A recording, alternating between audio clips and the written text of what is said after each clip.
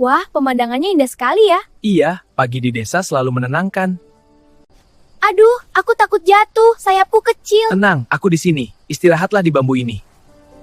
Aku sering sendirian. Semua sibuk bekerja. Aku juga, tapi kadang satu teman saja sudah cukup. Bagaimana ini? Aku tak bisa terbang saat hujan. Pegang erat buluku, kita hadapi bersama. Kamu basah karena aku. Tak apa, sahabat saling menjaga.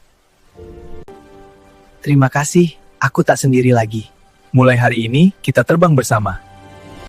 Meski aku kecil, aku akan selalu ada. Meski sayapku besar, aku tetap butuh teman.